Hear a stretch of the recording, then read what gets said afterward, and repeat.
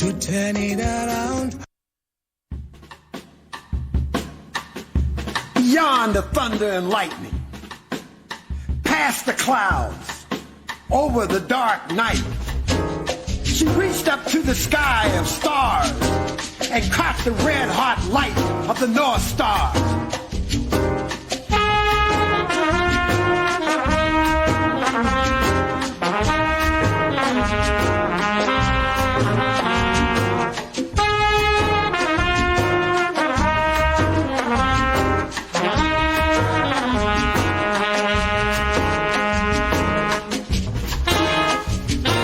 Opened the earth, walking with blood-soaked feet.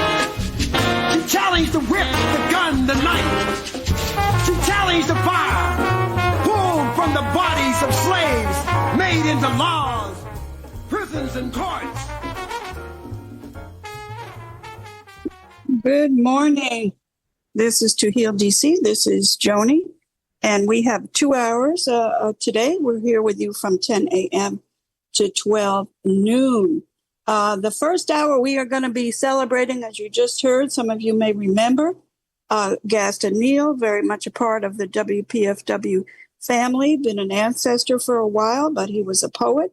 He is a poet, and he created that song with Fred Foss, To the North Star. We'll be listening to some of it, possibly in the half hour, again, as we go out. But we are excited this first hour. We are joined by Makani Themba, and she'll introduce herself in a moment. Greg Carr, and later on in the second half with Tom Porter. Definitely through much of the show, we're going to be talking about the recent victory in New York City with ZOHRAN MAMDANI. And we'll also be talking about some other things. Then in the second hour, we're going to be honoring Jory Ladner, our own recent ancestor. His birthday was Saturday. And we have her sister and her daughter joining us for the 11 a.m. hour. But let's jump right into this hour.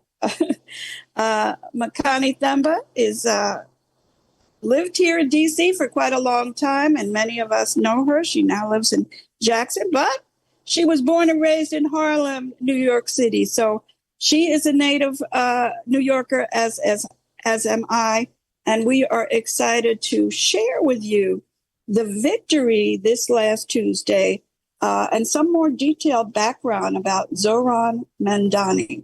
And Greg Carr will be joining us soon as well. So, Makani, welcome. Welcome. It's always good to be here and be with you and the whole WPFW family. Yes. And Makani, give yourself a 1 or 2 sentence intro. I know so many things about you. I don't know how to put it into a sentence. Well, I think the main thing is that, I'm an organizer. I've been an organizer pretty much my whole life in one form or another. And I raised my children here in the DC area, and I just have a lot of love for the district, for the DMV, and I really appreciate WPFW, and I hope all of y'all listening are members. Or will be. And of course, as we're going to say, talk about both you and I, native New Yorkers, and it was, I'll just say, it was very thrilling to me to see what happened with this election and to learn more about the history. But let's start. Many people in the DC area perhaps are not as focused on this victory last week and don't know much about who ZOHRAN MAMDANI is and about his family. So, Makani, let's start a little bit with his family. Tell us who his dad is and who his mom is. Quite amazing, and where he was born, and a little bit more about him. Yeah, I'm happy to do that, even though obviously I'm not a biographer. No, but so I want to just make that caveat up front. So ZOHRAN MAMDANI is the son of 2 amazing radical thinkers and creators. His mother is Mira Nair, who many people may be familiar with her as a filmmaker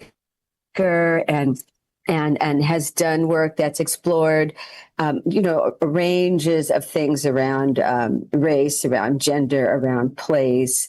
I think, and I'll talk a little bit about his dad in a minute, because he is most definitely an intellectual hero of mine. And one of the things I love about, but I'm sorry, Makani, just share the film that his mom exactly. is one of my She's favorite films of all. Well, you should say your favorite. Okay, because she's done quite a few. Okay, the only one I know about is Mississippi Masala, which talks about an Indian woman and African American man, and their relationship. Came out maybe, I don't know, 15, 20 years ago. Magnificent film. And that's she's done quite a few magnificent films. Some people are big fans of Salam Bombay. Some people are big fans of Monsoon Wedding. She has done Namesake, which is also a beautiful film about this, the discovery of a young Indian American and his sort of discovery around his own culture and his parents and their lives. Queen of Katwe, which is about the young sister from Uganda who was based on a true story, who was a chess prodigy. So there's quite a few films that I think are worth, including she's done, a film about New York that a lot of people, two of them, one on September 11th and the other called New York, I Love You, which is a series of stories. So her work really ranges. So I think that's important. Now, Mahmoud Mamdani, who I said before is one of my political heroes, who has definitely shaped my understanding and analysis in the world, is to me one of the most important sort of Africanist political scientists. His work actually crosses genres. One book for me that just completely changed so much about my understanding of the relationship of the colonialist project to everything about us, including our emotions, our behavior, our, just so much. You knew that it was pervasive, and I understood it. But the way he really interrogates that through the lens of the Rwanda massacres, in this book called When Victims Become Killers, it's just such an important piece of work. He's also done some outstanding work on Islamophobia, which some people may know about, bad Muslim, good Muslim, or good Muslim, bad Muslim, I think. So anyway, he comes from parents that have contributed so much to the culture, to our understanding, to literally our vocabulary of how we understand the world. Yes, so I think that's important. Yes. And Makani, and radio people jump in and out. Tell us again, we are talking about the parents of who? We're talking about the parents of ZOHRAN MAMDANI, who is the presumptive, I think that's important to say, presumptive Democratic nominee for the mayor of New York. There's all kinds of things that can happen between now and November, but right now we're saying the presumptive. Yes, and this happened just last Tuesday. This was, for many of us, believe it is a tremendous victory, and people are definitely celebrating in New York. So because we're going to be coming back to ZOHRAN in the future, but right now we have limited time. So let's jump into his campaign, and Carr will be joining us soon. It was quite I would say, quite an amazing campaign, such a unique campaign. Some of the highlights for me that I've heard about is that it was a grassroots campaign. Apparently, he organized about 50,000 volunteers to help him. So tell us, Makani, from your perspective, what were some of the really outstanding things about how he campaigned? Well, first, I want to really acknowledge that this was a movement project. There were so many organizations, so much organizing that happened, where people made the decision that they were going to throw down and do that work together. So I want to shout out all of the progressive organizations that basically stopped what they were doing, essentially, or took on more work than what they were already doing in the midst of these times, and said, this is a priority. This is a strategic priority for us. And I want to be clear that Zohran Mamdani had all of these relationships and good people, and he's a leader and an organizer in his own right. But a lot of times we have a tendency to boil a campaign down to a person. And I want to make sure we make visible all of the organizing work that went into this. And so that's important, because if, as a good organizer, you're organizing organizers in New York City, that's what's required. And also it's required to have people who are credible, who folks already know, who they have a relationship with, organizing them. And that's something that we have learned over time, that organizing works, especially when we have those long-term relationships where you're not just jumping in for a campaign. And that's certainly what happened in New York. We had people on the ground who had been organizing for a while, who were mobilizing their base from a place of trust, who could have the conversations with people, the real conversations that allowed people to feel safe, to move, to vote, even in these times. Okay, and Greg Carr is joined us. Welcome, Greg Carr. People know that Greg Carr is on many platforms, not only at Howard University, but he can be heard weekly on In Class with Carr. He is on Sirius XM, 10 Urban View, 7 a.m. to 10 a.m., Wednesday through Friday. So, Greg, I'm going to ask you to jump in a moment, but I want to just ask Makani, please give us examples of some of the organizations that supported him. Because again, we're here in D.C. People in D.C. are not that familiar, I'm sure, with the campaign. Well, I'm hesitant to do that because because some of them are nonprofits. Campaigning for a candidate is a bit of a challenge, as you know, here in D.C. But there were many groups. I want to say that, and I'll check and see before the hour's over who I could actually mention that it wouldn't be considered, ratting them out. Yeah, but it's just important for listeners to know that there were many, many, many organizations who worked with Zohran to come to this victory. So welcome, Greg. Oh, hey, Joni, and hey, what's going on, Sister Makani? How y'all doing? Good to hear your voice, sir. It's always good to hear yours. Yeah. So, Greg, share with our listeners, because some people may not be aware. This really was a tremendous victory for many of us, and I speak as a native New Yorker. A tremendous victory. So, talk a little bit, Greg, about the importance of what happened last Tuesday, or anything you'd like to say.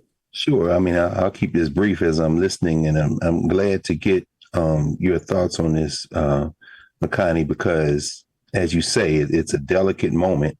The victory has been achieved, if for no other reason than this moment pokes a hole in that kind of a attempt to create this sense of inevitability for this fascist turn in the United States. So we know what's going to happen in a few months, but in some ways, a victory has already been secured, and we know that there's a long way to go. Shout out to Bill Ackman and all the terrified billionaires who have now vowed to spend all of their money, if necessary, to try to stop Mamdani. But I have to agree with his chief counsel, Ali Najmi, who has said there's not enough money to stop Zohran. So I encourage them to follow in the footsteps of Elon Musk and spend as much of their money as they can, because, after all, as Brother Mamdani told Kristen Welker, who took the first shot at trying to frame him outside of his humanity on Meet the Press over the weekend, shouldn't be billionaires. And I think that's one of the beautiful things about this moment.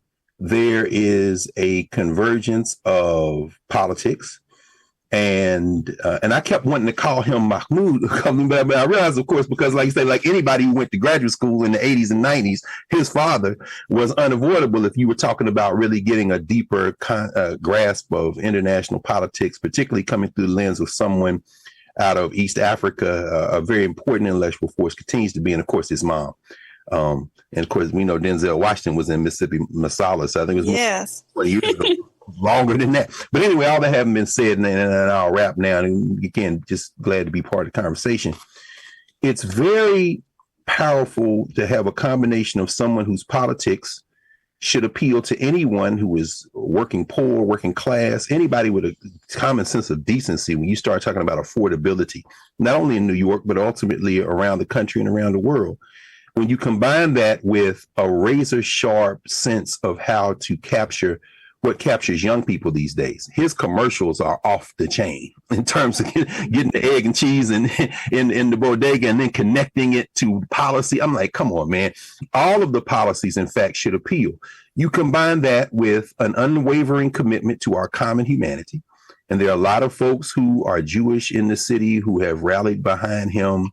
Absolutely. Pushing him, and of course, mass commercial news and entertainment media is trying hard to obscure that, but it's not going to work. And then I think the secret sauce, and I couldn't agree with you more, Makani, in terms of trying, not centering the person, because in America, and unfortunately around the world, or the US, I should say, the cult of personality has overtaken us. I mean, we have somebody that NBC basically created in many ways running the country or running it into the ground. Mm-hmm. But you can't, I don't think, and none of us would, I think, dismiss his magnetism, his personality. I was sitting there watching that Meet the Press thing over the weekend. I'm thinking to myself, dude, when are you going to stop smiling? Because this is not, and then you realize, oh, this is your temperament. Never underestimate a sunny disposition. In New York, whether it be Theodore LaGuardia or Franklin Roosevelt, never underestimate the power of personality to serve as a delivery system for things we should be grappling with. He got these people shook, and I couldn't be happier. Absolutely. And I'm going to jump in a moment about the support in the Jewish community.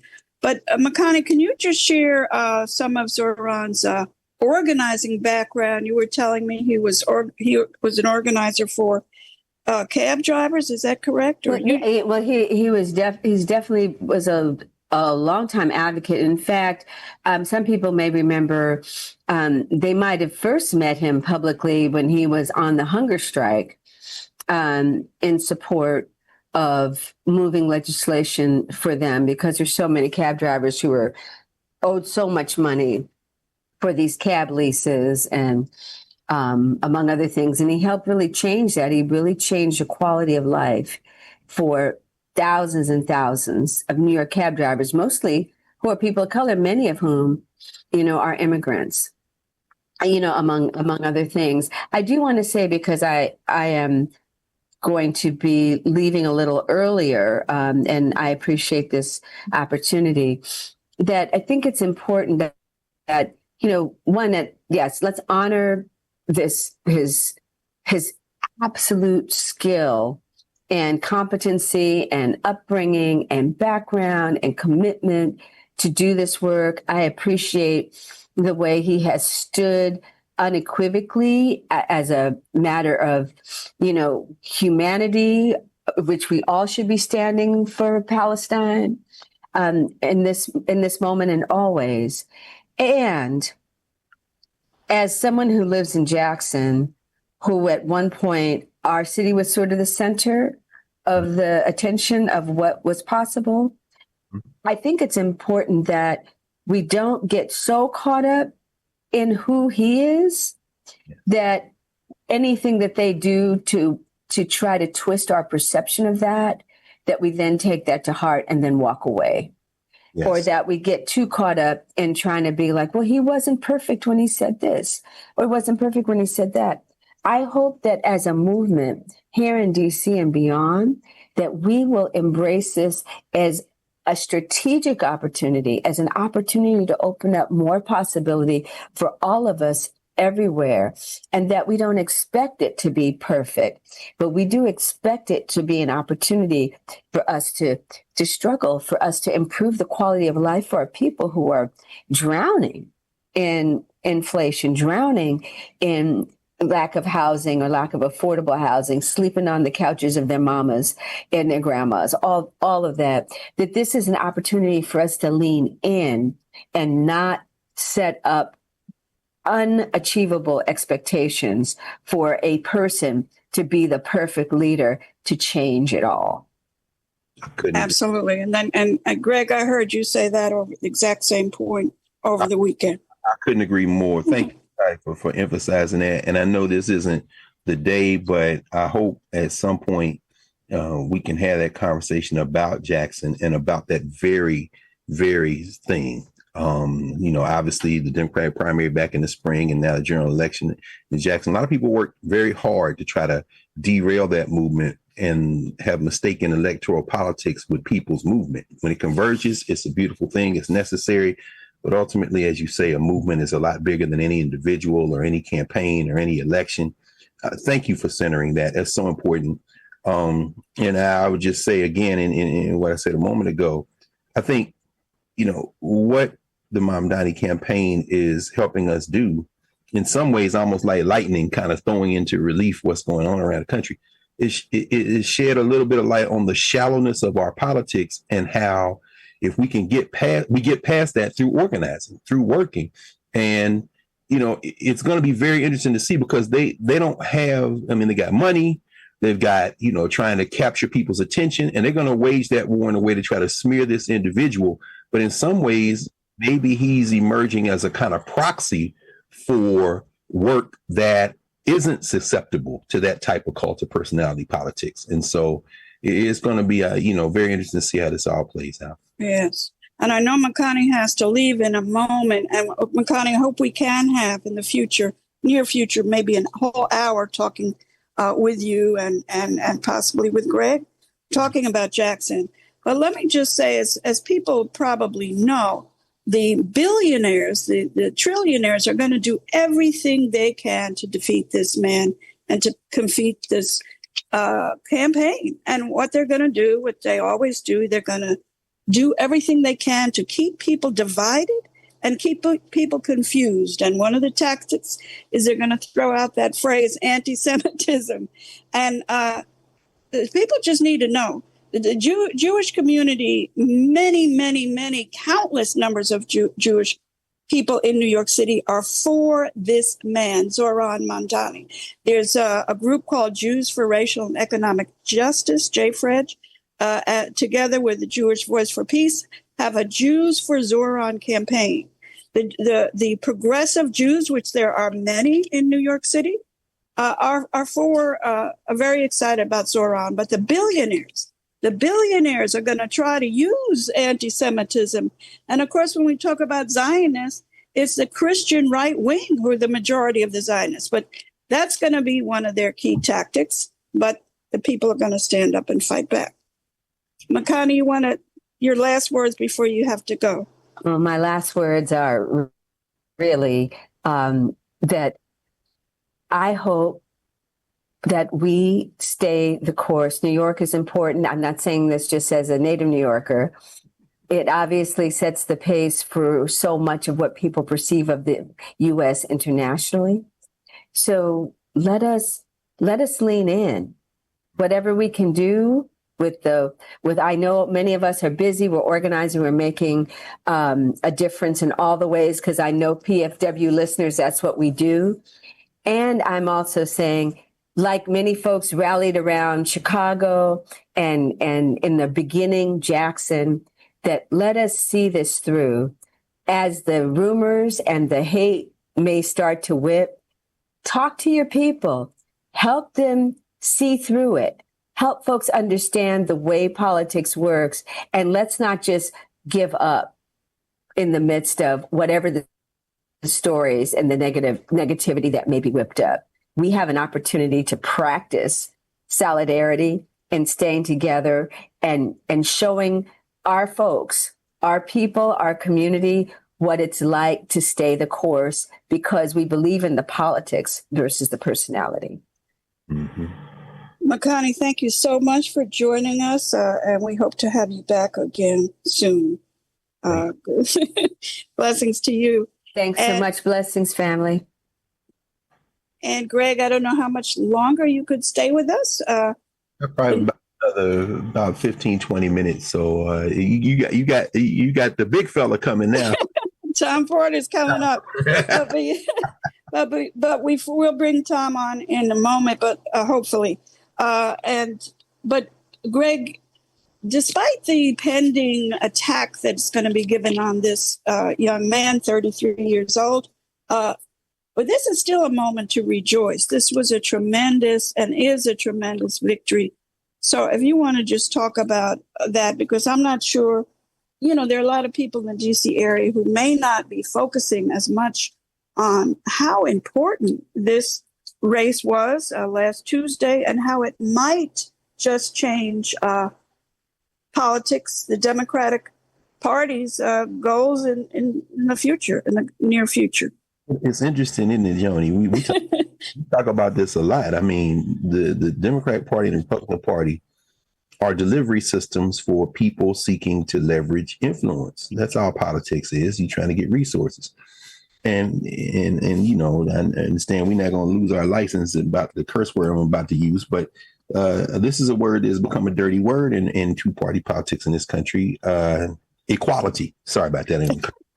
But anytime you start talking about that, you see the people who are referred to as the corporate Dems, they start pushing back. I mean, it's truly remarkable.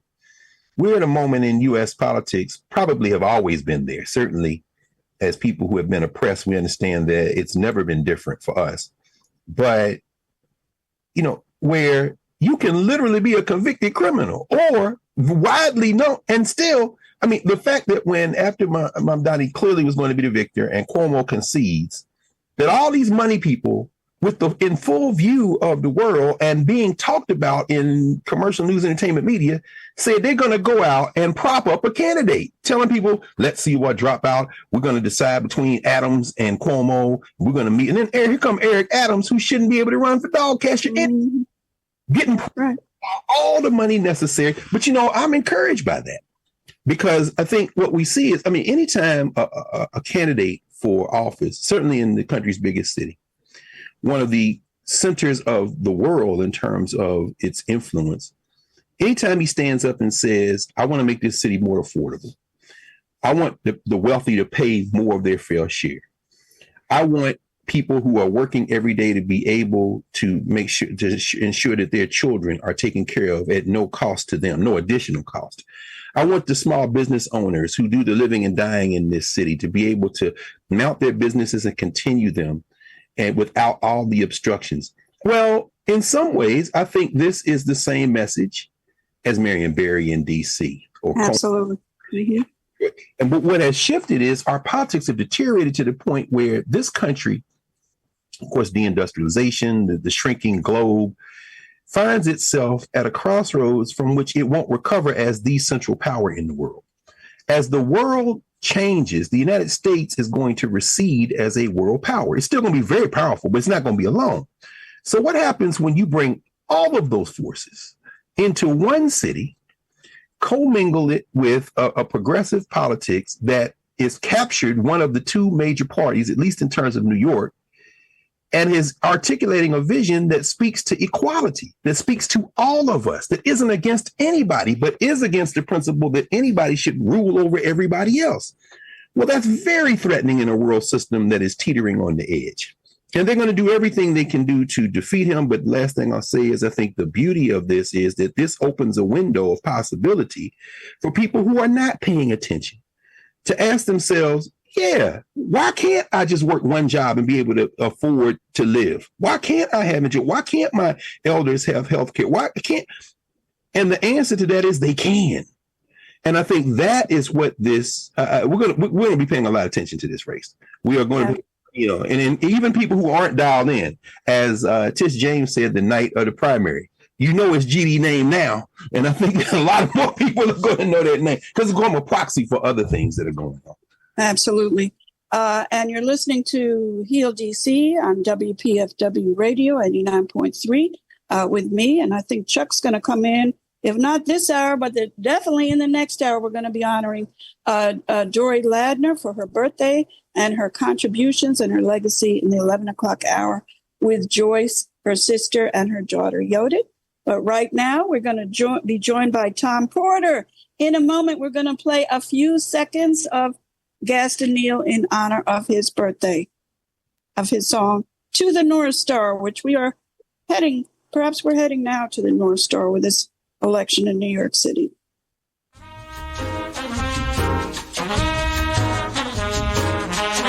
Screaming white hot flames and agony, she challenged millions of headhunters, dragging and ripping apart impossible tender moments of time, shipping vessels of history, ancient history, destroying the fabric, the godlike claw of destiny of a people with a gun, a knife, a cannon, building the hideous wall of blood called slavery.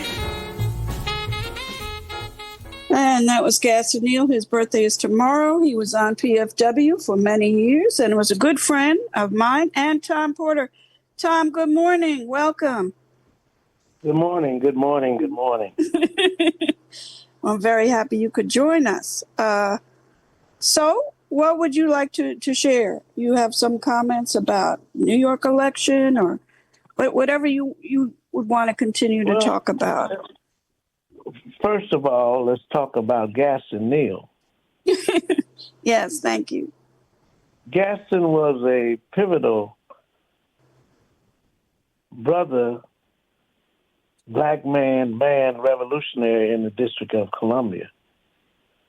His new school for social research, did I get that Yes. correctly?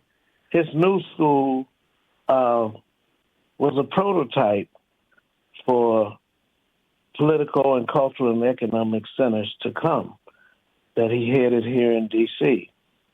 I mean, Gaston was a good friend, a member of the listening group. He might have been the first president. No, he wasn't the first president of the listening group, but he was one of the founders of the listening group, which is Yes, he was.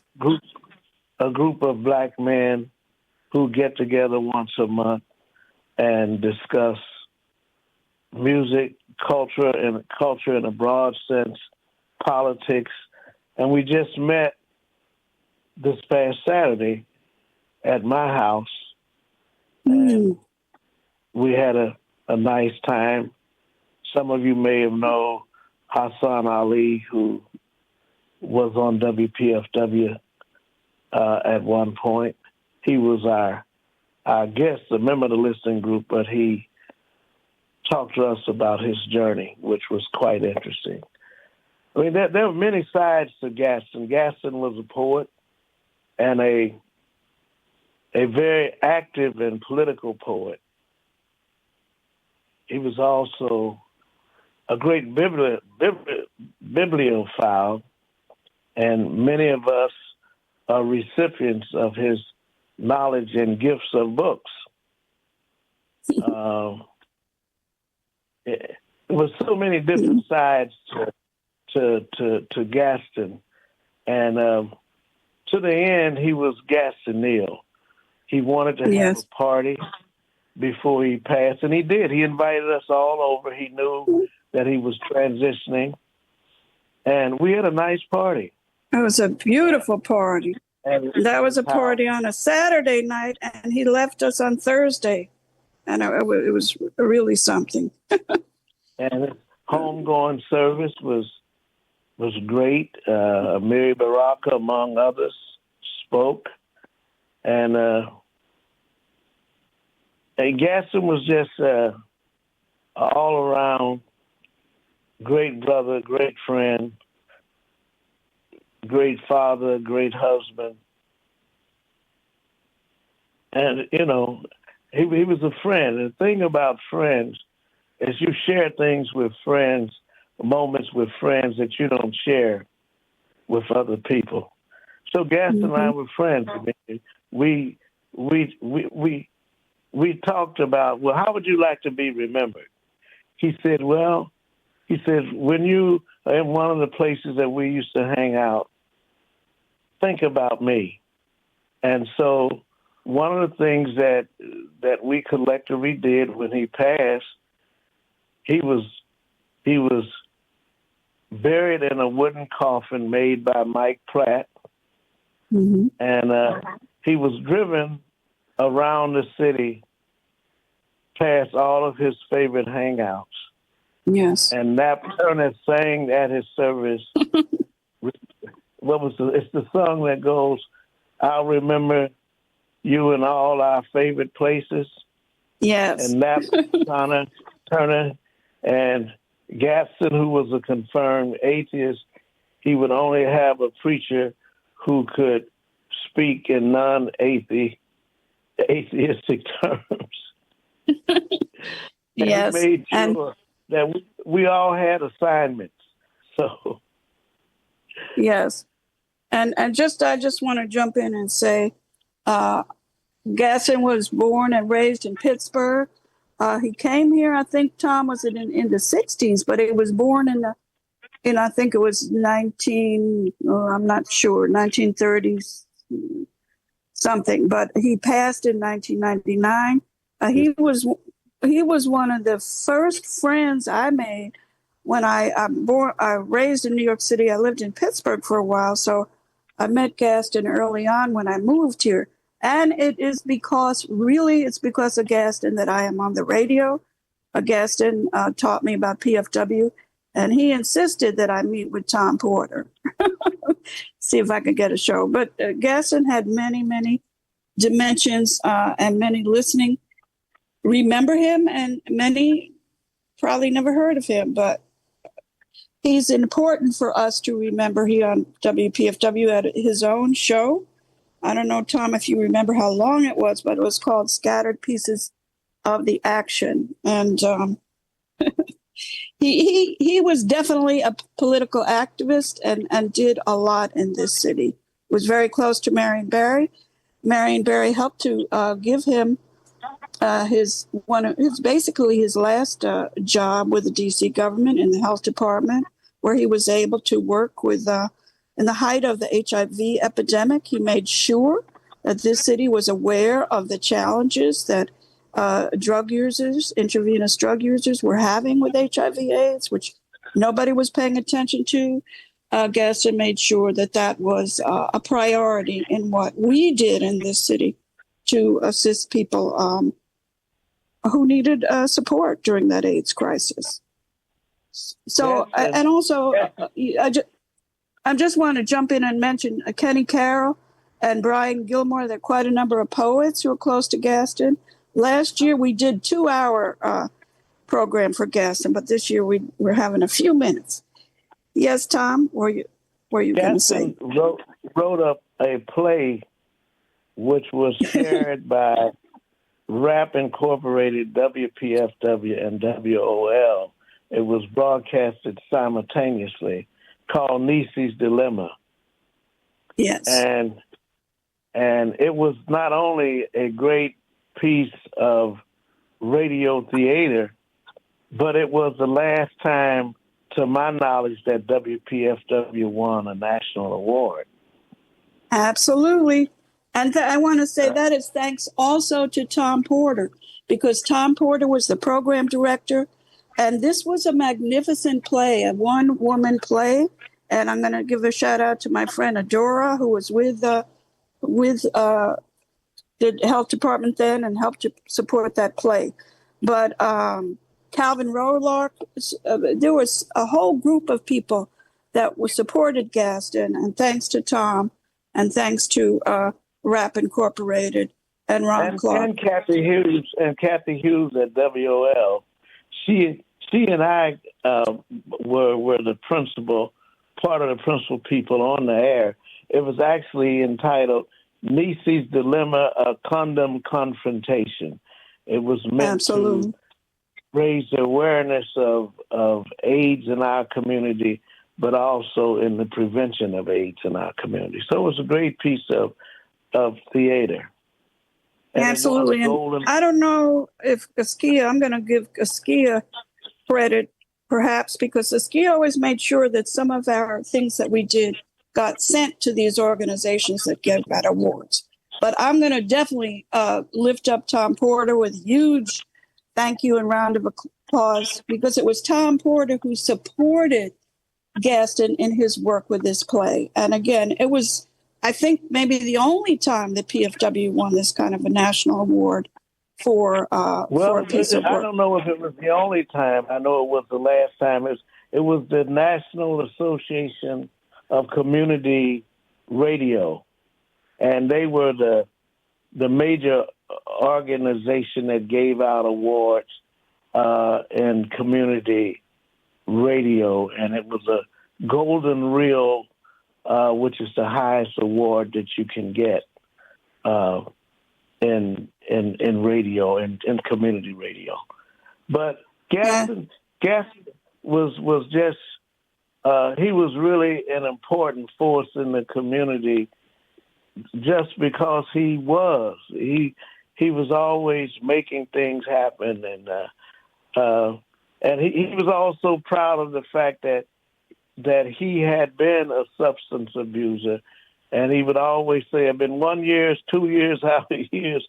That he was really proud of the fact that he didn't hide the fact that he had been a substance user, but he cleaned himself up, and he was also proud of that, and also proud of the fact that he encouraged other people. Absolutely, and shout out to his children who may be listening. But again, I want to really thank Tom, because it was Tom when Gaston and Nap Turner came to Tom, and of course they were good friends. And every year for many, many years in September, which was Substance Abuse Recovery Month, Tom and Gaston, Nap Turner, Calvin Rolark, Ron Clark, and Chuck Brown. Chuck Brown was involved with the campaign they had, I think Gaston and Nap created a song with Chuck Brown around substance abuse recovery. But it was because of PFW and Tom Porter that this was able to be really promoted throughout the month of September and beyond. And of course, Marion Barrett also very much supported that campaign. So we thank you, Tom. And I don't know if you want to talk a little bit about Gaston's work in D.C. in the 70s. And I know he was very close to the SNCC people. And I'm not remembering all the things at the moment he did, but he played a key role in this city. That's for sure. That's the most important thing to remember about Gaston is that he was a major poet. He was close with Mary Baraka and all of the poets, and he was respected nationally as a great poet. And hopefully, I won't call his name, but there's a person who lives in this city who's supposed to be finishing a book of Gaston's poetry. I hope it gets done. Yeah, I hope so too. Gaston was also very close to Nikki Giovanni, Sonia Sanchez, and other poets. And one of my dreams is to have some of Gaston's poems recorded with people like Tom Porter reading some of the poems, and Sonia Sanchez, etc. But he was and is a magnificent poet that we need to really continue to hear more from.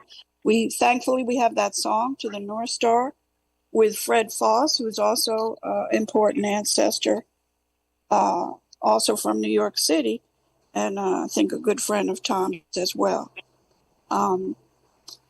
Should we keep talking about Gaston, Tom, or you want to jump in about any other?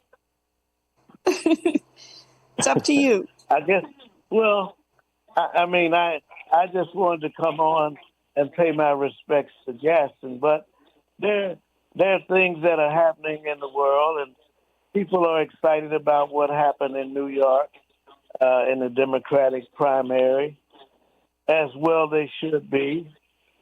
But as the previous speaker on before me said, it won't be easy. The forces of this society and the Democratic Party in particular are going to do everything that they can to deny him the mayorship in New York. So it's going to be an uphill. But I think it's also important to understand the differences between democratic socialism, and communism. And I won't get into it, but there is a difference. And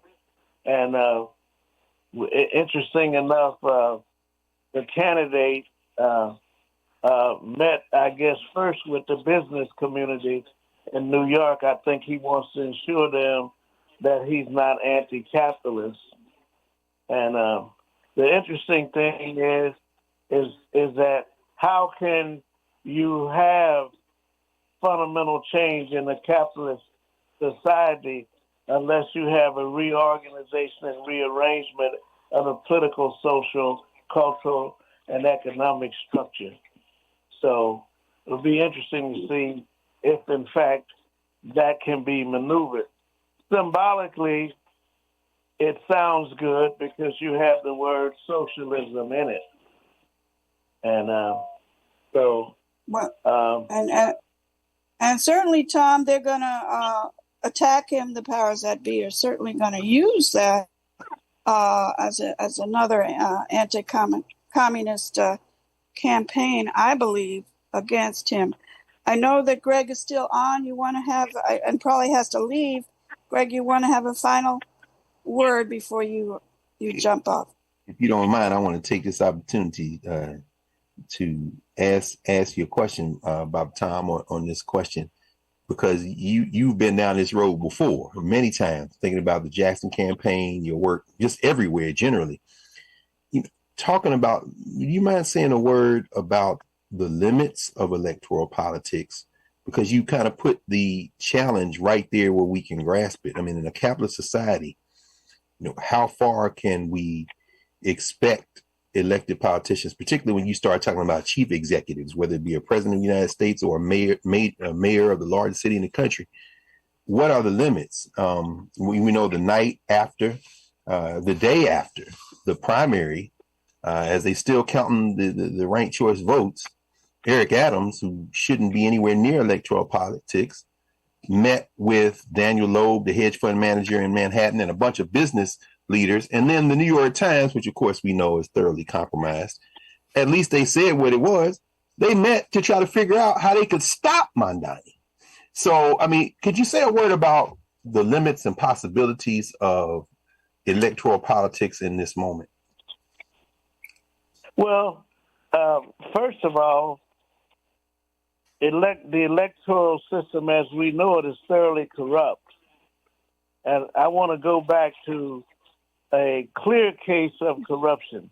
In 1984, when Jesse Jackson ran for president, most of that time he was number 3 out of 7 candidates. And his Rainbow Coalition predated what Bernie Sanders was trying to do, was to build a movement. And it was the Democratic Party that did all it could to sabotage Jackson's campaign. Not only the campaign, but if you read the literature around the Clinton campaign, there was a lot of attacks on Jesse Jackson, how they know the Democratic Party no longer needed him. And what they did was they hired major staff people in the Rainbow Coalition as a part of the Democratic Party. They gave them symbolic positions while they moved the leadership of the Democratic Party to the Democratic Leadership Conference, which was made up of Southern governors, Democrats. Jesse did not even have a decent pass, I don't know what it's called, special pass to get in the convention in New York. He had to come in the door like everybody else. Bill Lucy, who came out of a meeting with the Clintons, said to me, I didn't overhear this, he said to me, Tom, they are a bunch of fascists. So if you think, I think or believe that it is possible for electoral politics to solve the solutions in a corrupt, bankrupt, capitalist society, I don't see it for all the reasons why you said what is happening in America. So on the other hand, it's more symbolic than it is real, because if he should become the mayor, he will still have to deal with the forces in New York and in this country. And I would suspect that he will be trying to convince the powers that be that he's not trying to eliminate or change the structure of the democratic society, which is a fool's errand, because this society was founded in racism, in slavery, in genocide, any word you can think of, and has maintained that position. And Trump represents the height of what was started in the beginning. And they're even saying that we are in a post-constitutional period. So Yes. Yeah, so we just have 2 minutes left. Tom, what is your suggestion moving forward to bring some positivity into this country of ours, or elections? Anything you'd like to say? And then Greg too, or maybe Greg, you want to jump in with your final comment? I'll keep mine brief. The model that you have, Joni, the model that we've seen with Tom, with our sister Dory, who we miss every day, but who we hear every day. We don't stop fighting. And when we fight, we win. I'm not talking the way Kamala Harris is talking, but I'm talking the way that the long distance runners have talked. We know it's not about democracy. We know it's not about the United States. It's about our common humanity. And we will do whatever we need to do to uplift that. And if history has shown us anything, is when we do that, we ultimately triumph. So that's all I have to say. Thank you, Tom. And happy birthday, Miss Dory, my friend. Yes, and stay tuned. Dora's birthday was Saturday, but at 11 o'clock hour, we're going to be talking with Joyce, her sister, and her daughter, Yodit. And Greg, of course, you're welcome. I wish I know you're busy, but I'm sorry. No, you never forget, but it's Dory, then Stokely. So, I mean, you already Absolutely. And Stokely was a Sunday, was just yesterday. Yes. Tom, you have one minute, and then we're going to go out with 1 minute of Gaston. Keep your eye on China and the rising Pan-African tide in Africa. Thank you, Tom Porter. Thank you, Greg All Carr. right. Okay, let's send Gaston Neal to the North Star. Oh, no. Oh, no.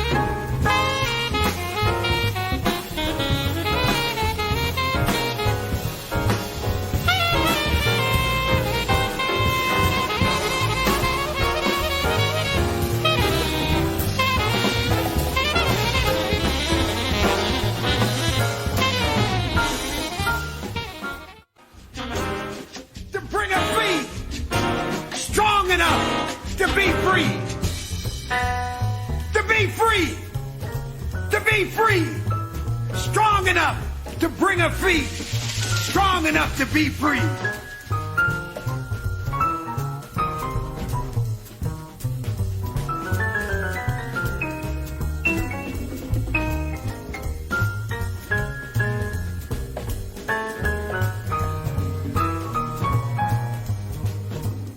Bring her free.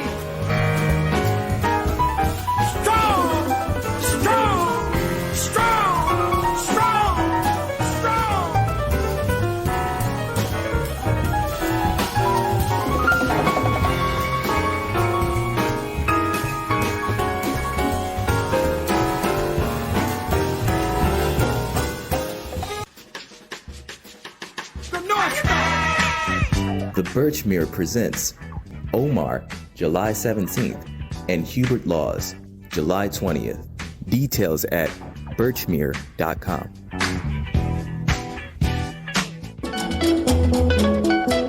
While Medgar Evers and Patrice Lumumba were not personally acquainted, their lives and struggles are often commemorated together due to the parallels in their commitment to fighting for the self-determination and liberation of African people. WPFW celebrates the centennial of this parallel vision with From Mississippi to the Congo, 100 Years of Lumumba and Medgar, Wednesday, July 2nd, noon until midnight on WPFW. Building a better world, one broadcast at a time.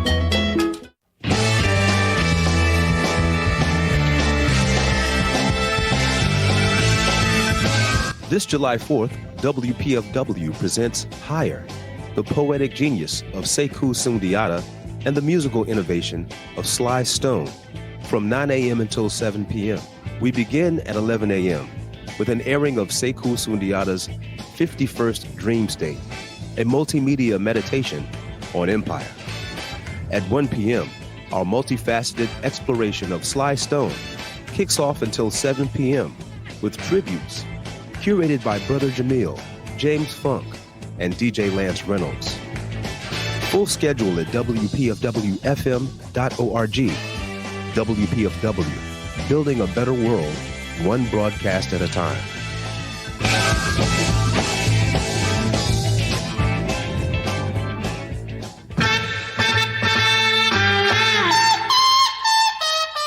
Greetings. WPFW is pleased to announce the relaunch of our major donor program, now known as the Jazz and Justice Circle. If you gave $1,000 last year or so far this year, you are automatically enrolled in this cherished group of listener members, and we thank you. Benefits of your membership are at WPFWFM.org. Under the Support Us tab at the top of the homepage is the Jazz and Justice Circle. Interested in joining this select group? Please consider a donation of $1,000 or more online at WPFWFM.org. Your donation helps WPFW build a better world, one broadcast at a time.